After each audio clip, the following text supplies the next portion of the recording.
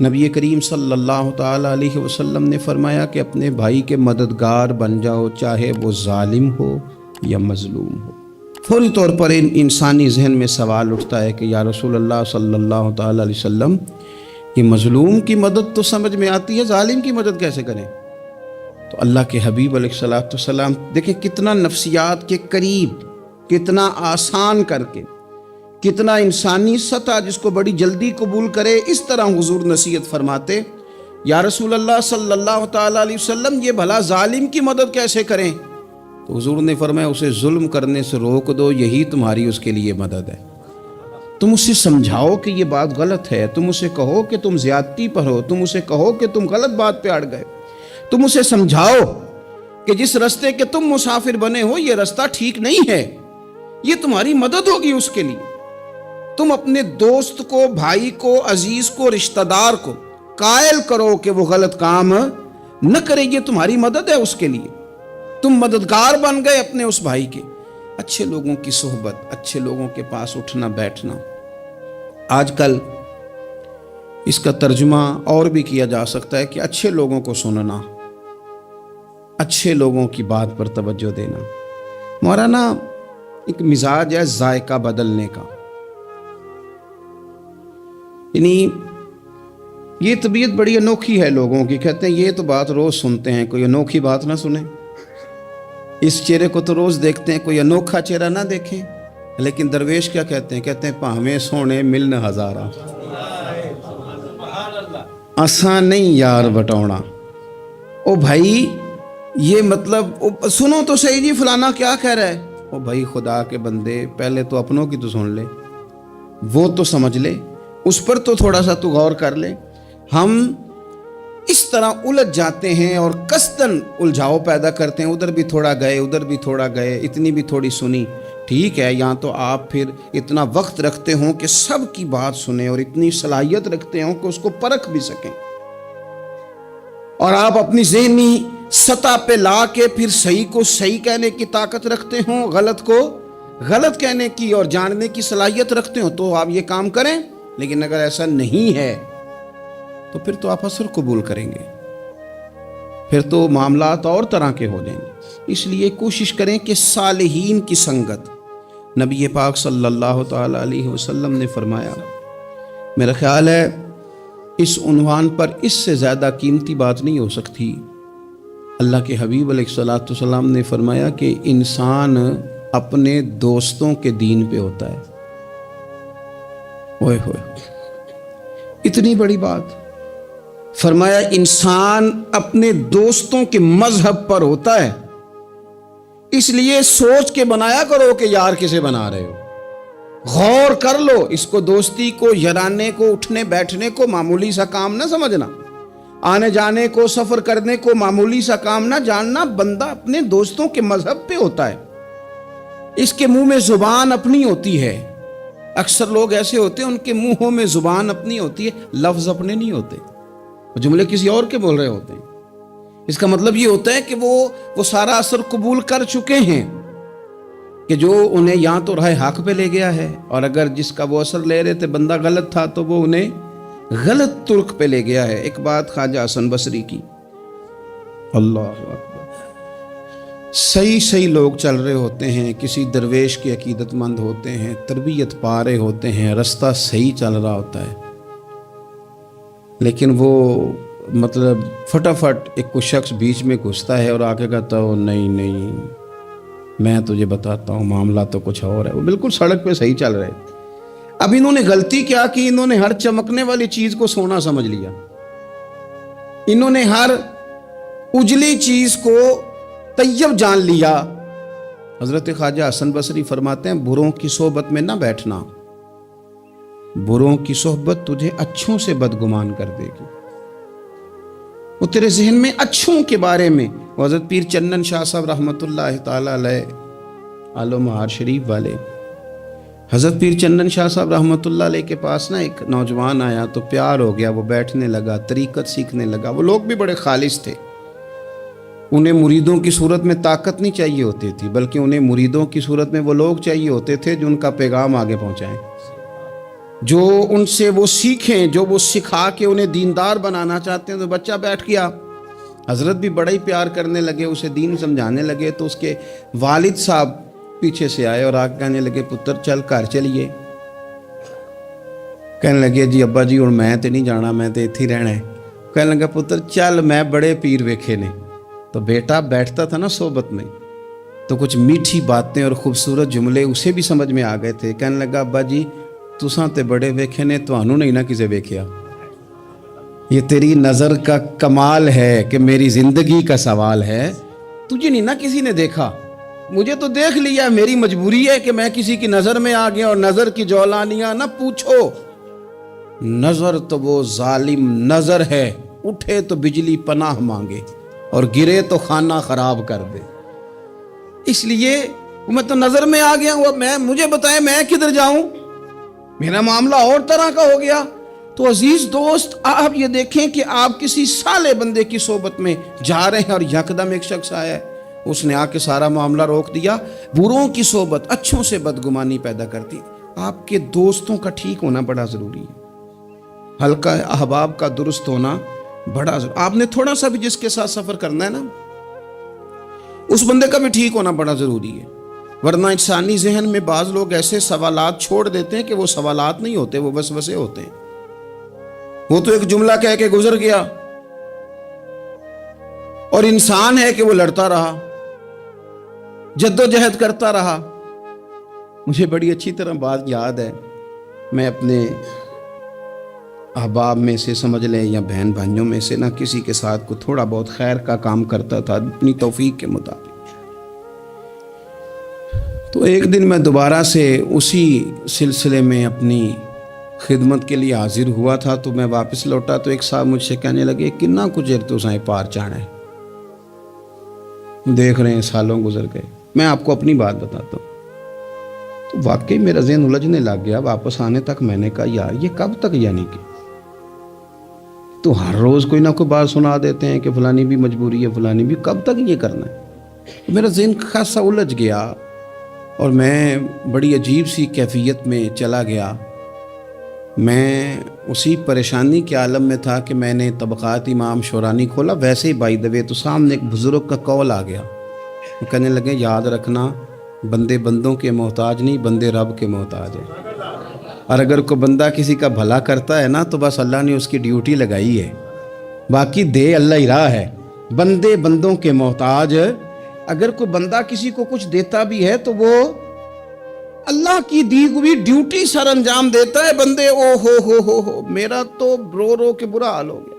اور میں نے کہا تو کیا سوچنے لگ گیا تھا، تو کچھ ہے، میں مسکین پرانا خادم کسے در ملی نہ ٹوئی، تے واصف یار نے نظر جو کیتی تے واصف ہی ہوئی۔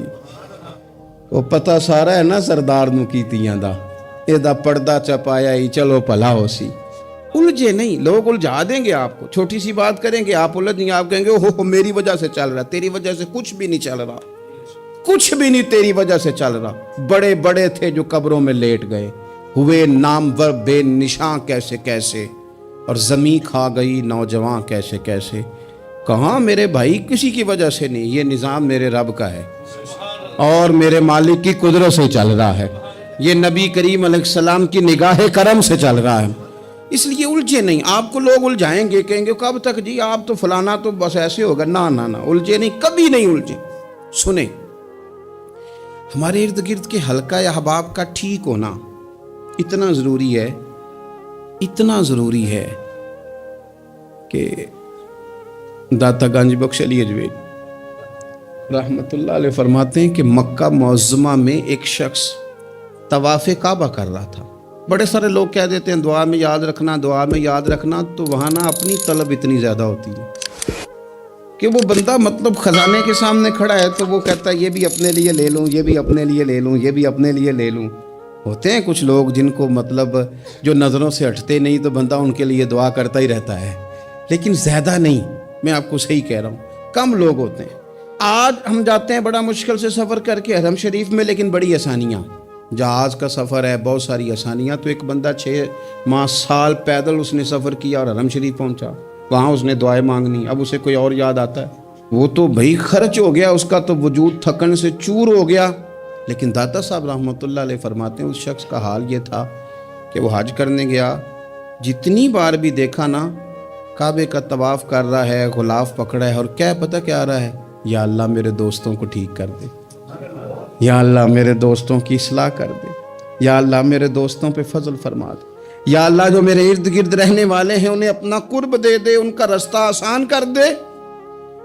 وہ کہتے ہیں ایک درویش سے نہ ہی رہا گیا، اس نے کہا خدا کے بندے کچھ اپنے لیے بھی مانگ، جتنی دفعہ تجھے دیکھا ہے تو کہتا ہے یا اللہ میرے دوست ٹھیک کر دے، میرے دوست ٹھیک کر دے. وہ کہنے لگا تمہیں پتہ ہی نہیں، یہ بھی میں اپنے لیے ہی مانگ رہا ہوں. اس نے کہا اپنے لیے کس طرح مانگ رہا ہے؟ کہنے لگا وہ ٹھیک رہیں گے نا تو پھر میں بھی ٹھیک ہی رہوں گا. جب چاروں جانب سے مشورہ ہی خیر کا ملے گا تو میں کیسے بگڑوں گا؟ جب وہ سارے مجھے اچھی رائے دیں گے اور اچھی طرف ہی قائل کریں گے تو کیسے کام خراب ہوگا؟ تو میں بالواسطہ اپنے لیے ہی اللہ سے سوال کر رہا ہوں کہ یا اللہ انہیں سوار دے تاکہ میرا بھی فائدہ ہو جائے. اپنے حلقہ اثر میں ایک تو خود اچھی بات کریں، بری نہ کریں، اور دوسرا نہ کوشش کریں کہ ایسے لوگوں کے پاس جا کے بیٹھیں. اور جا کے بیٹھنے کے لیے بھی نا انسان کا پہلے ارادہ، پہلے نیت. ہم جب کسی جگہ جاتے بھی ہیں تو ہماری نظریں اتنی طائرانہ پہلے پڑتی ہیں، اتنی تنقید کرتے ہیں. پہلے ہم نے اپنے ذہن میں جو خاکہ بنایا ہوتا ہے نا کسی کا، پہلے اس میں اسے تولتے ہیں. پہلے ہم پوری طرح نچوڑ کے دیکھتے ہیں کہ کون سی چیز صحیح ہے اور کون سی غلط ہے. اس ذائچے میں اگر کوئی پھر بھی پورا اتر آئے، پھر بھی اس کی کہی ہوئی باتوں کو اس ذوق سے قبول نہیں کرتے. جب آپ کا سیکھنے کا مزاج ہے تو پھر تو ہمیں کہا گیا کہ یہ علم، یہ معرفت، یہ تو مومن کی گمشدہ میراث ہے، مومن کی ہے، اس سے گم ہو گئی ہے. جہاں سے ملے وہاں سے حاصل کرو. خیر کی بات آپ ذہن بنائیں، اچھا گمان کریں کہ یار میں نے سیکھنا ہے، تو آپ طالب علم سے بھی سیکھ لیں گے، چھوٹے بچے سے بھی سیکھ لیں گے. اگر آپ کا ذہن ہے اور اگر یہ نہیں ہے تو پھر میرے بھائی اینک اتنی تگڑی ہے، اتنی سخت ہے کہ اس کے شیشوں پر کوئی پورا اتر سکتا ہی نہیں، تو پھر کس طرح سیکھیں گے؟ آپ حضرت ابن الجوزی رحمۃ اللہ علیہ فرماتے ہیں کہ ایک درویش تھے، حضرت ابو ہاشم ان کا نام تھا. کہتے ہیں بڑی مجبوری تھی، مجھے کہیں جانا تھا تو کشتی نہیں مل رہی تھی. اچانک ایک کشتی گزرنے لگی تو میں بھی سوار ہونے لگا. تو ملاح نے مجھ سے کہا کہ یہ ایک صاحب بیٹھے ہیں، بڑے امیر ہیں، ساتھ ان کی کنیز ہے، انہوں نے مجھ سے بک کر لی ہے ساری کی ساری. کی عقیدہ سی سالم کرا لیا ٹانگا، وہ ساری کی ساری بک کر لی ہے، تو میں تو کسی کو نہیں بٹھا سکتا. تو وہ جو صاحب بیٹھے تھے بڑے سیٹھ آدمی تھے، کہنے لگے میاں آپ کسی اور کشتی میں بیٹھو. جو ان کی کنیز تھی نا وہ کہنے لگی چہرے سے کوئی نیک آدمی لگتا ہے، چلو اتنی سواریوں کی جگہ ہے، کسی کونے کھدرے میں بیٹھ جائے گا، ہمارا کیا جائے گا. کہا اچھا چلو آ جاؤ. کہتے میں کونے میں بیٹھ گیا. تھوڑا رستہ آگے گیا، انہوں نے کھانے کا سامان نکالا، مجھے بھی کھلایا. لیکن کھاتے کھاتے میری نظر پڑی تو اس میں تو شراب کے برتن بھی تھے معاذ اللہ. پھر اس شخص نے کھانا کھانے کے بعد اس کنیز سے کہا کہ مجھے معاذ اللہ گانا سناؤ. وہ گانے گانے لگی. یہ میری طرف متوجہ ہونے لگا، مجھے کہنے لگا سنو. میں نے کہا میں یہ نہیں سنتا. پھر میری طرف شراب بڑھائی، میں نے کہا میں نہیں پیتا. تو کہنے لگا تو کیا سنتا ہے، تو کیا سنتا ہے؟ تو کہنے لگے میں سناؤں کیا سنتا ہوں. کہا سنائیے. فرماتے میں نے قرآن پاک پڑھنا شروع کر دیا. کچھ لوگ، میں آپ کو یقین سے کہتا ہوں، کچھ لوگ ایسے ہیں جن کی زندگی دور گزر گئی ہے مسجد سے. انہیں کو بندہ چاہیے جو تھوڑا سا جا کے پیغام حق سنائے. یعنی ان کو پتہ ہی نہیں ہے کہ دین میٹھا کتنا ہے، حسین کتنا ہے، قرآن میں چاشنی کتنی، سرکار کی تعریف کا، نعت خوانی کا رنگ کتنا شاندار ہے. میرا یہ ماننا ہے کہ جسے رب رسول کے رنگوں کی خوشبو کا پتہ چل گیا نا، پھر دنیا کا کوئی اور رنگ اسے اپنی طرف مائل کر ہی نہیں سکتا، سوال ہی پیدا نہیں ہوتا. کچھ لوگوں نے سونگا نہیں ہے، آئے نہیں ہیں، قریب نہیں آئے. تو شیخ ابو ہاشم کہتے ہیں مجھے کہنے لگا سناؤ نا. امیر آدمی تھا، کبھی اس طرف گیا ہی نہیں تھا. ڈھیروں لوگ ہیں جو نہیں مسجد جاتے. الہاکم التکاثر حتی زرتم المقابر. اللہ فرماتے ہیں کہ تمہیں دولت کی ہرس نے اتنا عجیب الجھا دیا کہ قبروں تک پہنچ گئے تم. بہت سارے لوگ ہیں قبر میں چلے جاتے ہیں، مسجد میں نہیں آتے. تو کہتے ہیں میں نے اسے چند آیتیں سنائیں، اس کی تو کیفیت ہی بدل گئی. کہنے لگا مولانا زندگی بڑی گناہوں میں گزری ہے، اب توبہ کر لوں تو مالک معاف کر دے گا؟ کارنامے خطرناک ہیں، پیچھے رجسٹر کالا سیاہ، معافی ہو جائے گی۔ دولت بڑی تھی تو پھر ہم نے بھی شراب کباب شباب میں اڑا دی ساری، معاف کر دے گا؟ تو کہتے ہیں میں نے کہا ہو بندے کے آنے کی دیر ہے، اس کی رحمت تو فوراً ہی قبول کر لیتی ہے۔ ویسے بھی عدل کریں تے تھر تھر کمبن، اونچیاں شانہ والے تجھے فضل کریں تے پھر تے بخشے جامن میرے جے منہ کالے۔ کہتے اس نے اس کنیز کو آزاد کیا، دولت اللہ کی راہ میں خیرات کی، 40 سال میرے ساتھ رہا، پھر میں نے اس کی زبان سے سوائے خیر کے جملہ نہیں سنا۔ ایک کی بات کرتا تھا، کہتا تھا شیخ کاش آپ مجھے تھوڑا پہلے مل جاتے، زندگی سے یہ گلہ ہے کہ تو ذرا دیر سے ملا ہے، پہلے مل جاتے نا تو شاید میری زندگی کے کچھ اور دن بن جاتے، تھوڑی دیر اللہ والے کی صحبت۔ آپ فرماتے ہیں پھر وہ 40 سال کے بعد میرے سامنے انتقال ہوا، میں نے ہی دفن کیا، میں نے ہی قبر میں اتارا، جنازے کا اہتمام بھی میں نے ہی کیا، میرا یار تھا، دل لگ گیا تھا، پیار ہو گیا تھا، میں پریشان رہتا، ایک دن خواب میں مل کے مجھے کہنے لگا فکر نہ کر، میں نے اپنے رب کو بڑا ہی مہربان پایا ہے، میں نے اسے بڑا کریم پایا ہے، معاف کرنے والا پایا ہے، درگزر کرنے والا پایا ہے، اس نے فضل فرما دیا، میرے گناہوں پر اس کے عفو و درگزر کا قلم چل گیا ہے، اور میرے حق میں جو فیصلہ آیا ہے وہ رحمت والا ہی آیا ہے، فضل والا ہی فیصلہ آیا ہے۔ عزیز دوستو، تھوڑی دیر کسی نیک آدمی کی صحبت، ایک تو یہ ہے کہ وہ صحبت تقوی کی طرف مائل کرے گی، تو برے آدمی کی صحبت نا آپ کی طبیعت میں ہیجان پیدا کرے گی، ہیجان۔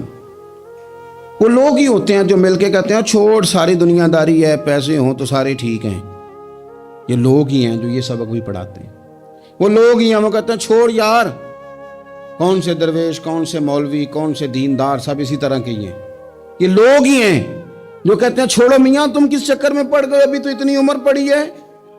یہ سب چیزیں ہیں۔ ہمارے صاحب رحمۃ اللہ علیہ ارشاد فرمایا کرتے تھے کہ بڑے بڑے گھروں کے مہمان نہ بننا، ورنہ بڑے بڑے اونچے اونچے مکان تمہارا بھی دل چاہے گا، کبھی میرا بھی اس طرح کا گھر ہو جائے نا۔ بڑے بڑے اونچے اونچے منصب دار لوگوں کے پاس نہ جانا، ورنہ تمہارا خیال بڑھے گا، دعوت کے لیے جانا، پیغام حق کے لیے جانا وہ معاملہ ایک الگ ہے، لیکن اس شوق سے جانا کہ یہ بڑا آدمی ہے، فرمایا تمہارے لیے مشکل ہو جائے گی، تمہارا دل کہے گا کہ تو اتنے بڑے گھر میں کیوں نہیں رہ سکتا۔ اور پھر میں نے یہ بھی دیکھا ہے کہ بڑے بڑے خیر والے لوگ تھے لیکن صحبت بری مل گئی، لوگ نہیں ٹھیک مل سکے، مشیر نہیں ٹھیک مل سکے، معاونین نہیں ٹھیک مل سکے، رستے میں رہ گئے۔ صحیح بخاری میں ایک بادشاہ کا واقعہ ہے، بادشاہ کا، میں نے جب اسے پڑھا تو میں حیران ہی رہ گیا کہ یہ جو مشیر وزیر ہوتے ہیں یہاں تک لے جاتے ہیں بندے کو۔ ہمارے ایک وزیر صاحب نے تھوڑے دن پہلے کہا ہے بیچارے نا خبروں میں رہنے کے لیے اس طرح کی شرارتیں کرتے ہیں، اس کی وجہ یہ ہوتی ہے کہ ملک کا نظام تو چلتا نہیں، پھر وہ چاہتے ہیں کچھ لوگوں کو ادھر الجھا دو تاکہ وہ اصل سے ان کی توجہ ہٹ جائے۔ انہوں نے کہا جی قائد اعظم اسلامی ملک نہیں بنانا چاہتے تھے، تو کون سا بنانا چاہتے تھے؟ پاکستان کا مطلب کیا؟ لا الہ الا اللہ محمد رسول اللہ صلی اللہ علیہ وسلم۔ میں آپ کے جواب میں صرف اتنی بات کہوں گا کہ جو پاکستان بنانے والے تھے نا وہ آپ کی طرح کے لوگ نہیں بنانا چاہتے تھے، آپ کی طرح کے لوگوں کے حوالے نہیں کرنا چاہتے۔ ہمارے لیڈروں کا یہ حال ہے کہ اس طرح کے لوگوں کو مشیر بنا لیتے ہیں، وزیر بنا لیتے ہیں، یہ کتنی رکاوٹ پیدا کرتے ہیں، کتنی تباہی کرتے ہیں۔ دیکھیے بخاری میں موجود ہے، ہرقل بادشاہ نے حضرت ابو سفیان رضی اللہ تعالیٰ عنہ جو اس وقت ابھی کلمہ نہیں پڑھتے تھے ان کو بلا کے نبی پاک علیہ السلام کے بارے میں ساری باتیں پوچھی، ایک ایک بات اس نے حضور کے بارے میں پوچھی، اور آخر میں یہ بھی پوچھا کہ کیا انہوں نے معاذ اللہ کبھی جھوٹ بولا ہے؟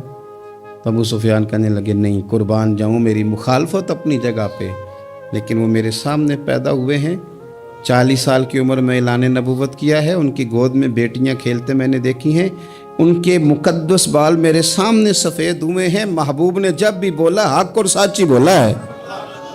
اس کی نا طبیعت میں دین اتر گیا بادشاہ کی. اس نے اس کے جواب میں بڑا خوبصورت جملہ کہا. کہنے لگا جس نے بندوں سے کبھی جھوٹ نہیں بولا وہ یہ جھوٹ کیوں بولیں گے کہ میں اللہ کا رسول بن کے آیا. اس کی طبیعت تسلیم کر گئی کہ نبی پاک علیہ الصلوۃ والسلام سچے اور آخری نبی ہیں. اور اس نے اظہار بھی کیا. کہنے لگا مجھے یہ تو امید تھی کہ اللہ کے آخری محبوب علیہ السلام اپنی شانوں، عظمتوں، رفعتوں، بلندیوں سمیت تشریف لانے والے ہیں، پر یہ نہیں پتا تھا کہ وہ اہل عرب میں سے آئیں گے. اس نے کہا میں جلدی سے حاضر ہو کے نا حضور کی اطاعت قبول کرتا ہوں. لیکن بادشاہ تھا نا، بڑا آدمی جو ہوتا ہے نا وہ اپنے ماحول کو ذرا تھوڑا ساتھ لے کے چلنا چاہتا ہے. تو بادشاہ نے بھی نا اپنے جتنے اس کے وزیر مشیر تھے ان کو بلایا اور اپنے محل میں دعوت دی. ذرا انداز دیکھیے گا. اور خود بالا خانے کے اوپر چڑھ گیا، دروازے بند کر لیے اور اوپر چڑھ کے نا انہیں بالا خانے سے جھانک کے کہنے لگا تمہیں بھی پتہ چل گیا، مجھے بھی پتہ چل گیا اللہ کے آخری رسول تشریف لے آئے صلی اللہ تعالی علیہ وسلم. اب میرا خیال ہے کہ ہماری اور تمہاری بہتری اور بقا اسی میں ہے کہ ہم بیٹھے نہ رہیں، جلدی سے جا کے محبوب پاک کے دامن کو تھام لیں، حضور کی فرما برداری قبول کر لیں.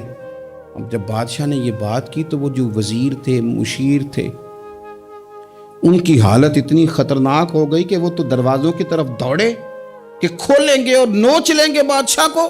یہ کیا کہہ رہا ہے معاذ اللہ. اس قدر زیادہ ان لوگوں نے اظہار کیا استغفر اللہ معاذ اللہ دین سے دوری کا. جب بادشاہ نے یہ کیفیت دیکھی نا، اوہو، بندے دیکھ کے رب رسول سے دور رہ گیا. کہنے لگا نہیں نہیں بھائی، نہیں، میں تو صرف تمہیں آزما ہی رہا تھا کہ تم اپنے دین کے ساتھ کتنے پختہ ہو. ہم نہیں کہیں بھی جا رہے، ہم یہیں رہیں گے، یہی ہمارا دین رہے گا. ان وزیروں نے، مشیروں نے، دوستوں نے، قریبی لوگوں نے رسول اللہ کی غلامی میں نہیں آنے دیا. اتنا برا اثر کرتے ہیں یہ مشیر وزیر، اتنا خوفناک حال کر دیتے ہیں انسان کا قریب رہنے والے لوگ کہ سامنے کرم کا دریا بہہ رہا تھا لیکن اس کی بدقسمتی دیکھو، وہ دور اس لیے رہ گیا کہ اس کے دوست ٹھیک نہیں تھے، مشورہ دینے والے ٹھیک نہیں تھے، قریب رہنے والے ٹھیک نہیں، یہ دور رہ گیا. اور نجاشی کلمہ پڑھ کے محبوب کا مسلمان ہو گیا. اور حضرت عائشہ صدیقہ فرمایا کرتی تھی نجاشی وہ خوش قسمت مسلمان ہے کہ جب وہ دنیا سے گیا تو اس کی قبر سے بھی نور نکلا کرتا تھا. اس نے نہیں بادشاہ دیکھی، غلامی کی رسول کریم. اور اس نے اپنے مشیروں پر لوگ تو یہاں تک بری صحبت اثر کرے گی کہ وہ دین سے دور لے جائے گی. اور ایک تو ہے دین کے قریب آنا. یہ جو بات آخر میں کرنے لگا ہوں نا، یہ زیادہ توجہ طلب ہے. جو لوگ کہتے ہیں نا میرا دل نہیں بدلتا، جو لوگ کہتے ہیں میری کیفیت نہیں بدلتی، ذوق نہیں آتا، تو یہ حدیث بتاتی ہے کہ ذوق بھی کوئی خاص صحبت میسر آئے تو پھر ہی قائم رہتا ہے. وہ جو محبوب علیہ السلام نے فرمایا نا کہ اللہ کا بندہ وہ ہے جسے دیکھو تو رب یاد آ جائے. خاص لوگ ہوتے ہیں جن کی صحبت میں بیٹھنے سے انسان کا دل اللہ سے جڑتا ہے، رسول اللہ صلی اللہ علیہ وسلم سے جڑتا ہے، دین پر عمل کرنے کو طبیعت چاہتی. ایسے لوگوں کی صحبت کتنی مفید ہے وہ ہمیں اس حدیث سے عکس کرنا ہے. حضرت حنظلہ رضی اللہ تعالیٰ عنہ اور مرکز وفا اور اس امت کے ادب اور عشق میں استاد حضرت ابو بکر صدیق رضی اللہ تعالیٰ عنہ، یہ دونوں حضور کی بارگاہ میں گئے. انداز کا اختیار کیا، کہنے لگے یا رسول اللہ صلی اللہ علیہ وسلم ہمارے دل کی تو کیفیات دو قسم کی ہیں. حضور جب ہم آپ کے پاس ہوتے ہیں نا، جنت اور دوزخ کا ذکر سنتے ہیں، ہمیں یوں لگتا ہے جنت اور دوزخ ہماری آنکھوں کے سامنے. دل کے اندر فوراً جذبات ابھر آتے ہیں کہ اب ہر خیر کا کام کرنا ہے، اب جنت ہی کی طرف مائل ہونا ہے. ہماری قلبی کیفیات، ہماری باطنی کیفیت بدل جاتی، نور علی نور ہو جاتا ہے سارا کچھ. لیکن حضور جب ہم آپ کی بارگاہ سے اٹھ کے گھر جاتے ہیں، بال بچوں کے پاس جاتے ہیں، تو پھر وہ حال نہیں رہتا. یا رسول اللہ صلی اللہ علیہ وسلم یہ کیا ہے؟ تو محبوب نے کیا فرمایا؟ آپ یقین کریں جو اہل طریقت اور تصوف ہے نا، یہاں ان کی روحیں مچل جاتی ہیں. حضور فرمانے لگے حالت ایک طرح کی نہیں رہتی، ہاں اگر تمہاری وہی حالت رہے جو تمہاری میرے پاس ہوتی ہے، اگر کیفیت باطنیہ وہی رہے جو میری بارگاہ میں ہوتی ہے، تو فرمایا تم بستروں میں موجود ہو اور فرشتے آ کے تم سے سلام کریں. تم ابھی رستوں میں ہو اور فرشتے تم سے ملاقات کریں. اگر تمہاری کیفیت وہ بن جائے جو یہاں ہوتی ہے، اگر تم اسی پر جم جاؤ، وہی حالت ہو جائے، تو پھر تو فرشتے گویا آئیں تمہاری زیارت کے لیے، تمہاری ملاقات کے لیے فرشتے آئیں. اگر کیفیات بدل جائیں کسی اللہ کے بندے کی بارگاہ میں بیٹھ کر، تو پھر اس کیفیت کو برقرار رکھنے کی کوشش کی جائے. اگرچہ حضور نے فرما دیا کہ کیفیات ایک جیسی نہیں رہتی. اور چلو میرے بھائی، تھوڑی دیر کے لیے ہی صحیح، جتنی صحبت میسر آئے. شاید اسی لیے امام اعظم ابو حنیفہ رحمۃ اللہ علیہ کی عمر 60 سال سے زیادہ تھی. تو کسی نے پوچھا حضور کتنی عمر ہے؟ فرمایا عمر ہے 3 سال. حضرت آپ تو علم، عمل، روحانیت، معرفت کے شاہ سوار ہیں، تو ساری داڑھی سفید اور آپ کہہ رہے ہیں 3 سال. فرمانے لگے عمر وہی 3 سال ہے جو امام جعفر صادق کی خدمت میں گزر گئی. وہ کیفیات جو ان کی بارگاہ میں رہتی تھیں، وہ انداز جو ان کی بارگاہ میں رہتا تھا، جو ان کے پاس ہوتا تھا، وہ پھر کہیں اور میسر. ہر مشکل دی کنجی یارو ہاتھ مرداں دے آئی. اور مرد نظر کرے جس ویلے، اوئے ہوئے ہوئے، مرد نظر کرے جس ویلے، مرد نظر کرے جس ویلے، پھر مشکل رہے نہ کائی. وہ جو کیفیات ہے نا اس وقت کی، جب کوئی رب کا بندہ ملے اور انسان اس کی صحبت میں بیٹھ کے اپنے رب کو یاد کرے، رسول کریم کی محبت میں مچلے، تو پھر وہ لمحے اتنے قیمتی ہیں کہ وہ زندگی سنوارنے کے لیے کافی ہو سکتے ہیں. اللہ کریم اچھی صحبت نصیب فرمائے. آخر دعویٰ